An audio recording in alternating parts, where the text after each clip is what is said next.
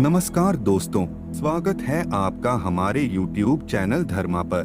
दोस्तों, हर मनुष्य के जीवन में लक्ष्य का होना आवश्यक है। लक्ष्य के बिना उसका जीवन व्यर्थ होता है। जिस व्यक्ति के जीवन में कोई लक्ष्य नहीं होता, वह व्यक्ति अपना जीवन तो जीता है, परंतु यहाँ वहाँ भटकता रहता है। दूसरी ओर जीवन में लक्ष्य होने से मनुष्य को पता होता है कि उसे किस दिशा की ओर जाना है। इन सभी बातों को आपके समक्ष रखेंगे तथा बताएंगे कि वास्तव में जीवन का लक्ष्य क्या है। तो आइए वीडियो को प्रारंभ करते हैं। दोस्तों, यजुर्वेद में कहा गया है कि हम धर्म पर चलते हुए 100 वर्ष तक जीने की कामना करें। इसका सदाचार ही एकमात्र उपाय है। मनुष्य का जन्म और उसके कर्म दोनों कर्मफल पर आधारित हैं।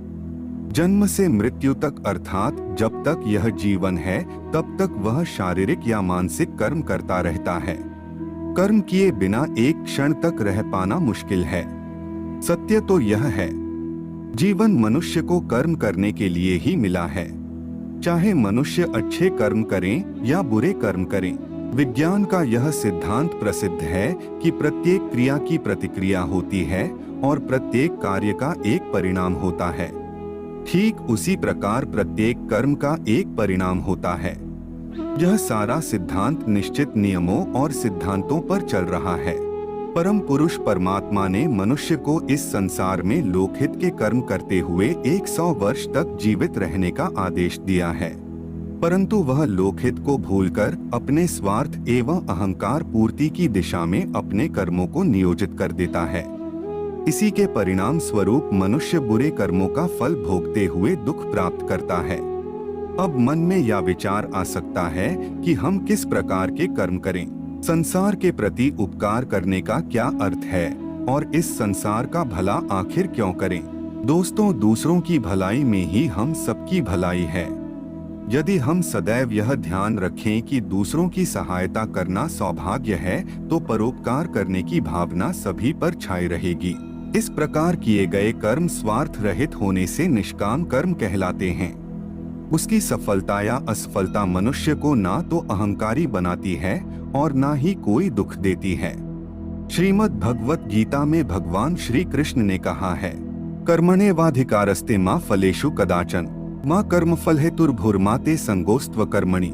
इसका अर्थ यह है कि कर्म पर ही तुम्हारा अधिकार है, कर्म के फलों में नहीं। इसलिए कर्म को फल के लिए मत करो।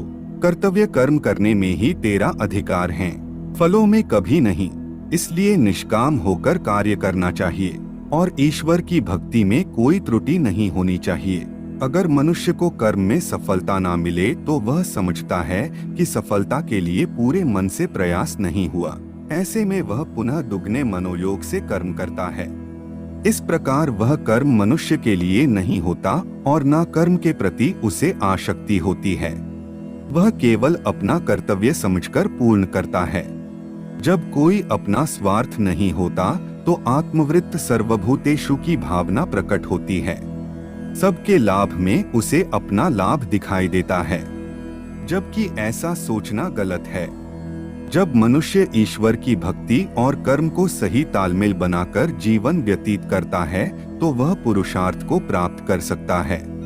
आज के लिए केवल इतना ही। अगर आपको यह वीडियो अच्छी लगी हो तो लाइक करके चैनल को सब्सक्राइब कर लीजिएगा और अपने मित्रों के साथ शेयर कर दीजिएगा। मिलते हैं एक नए वीडियो में, तब तक के लिए राम राम।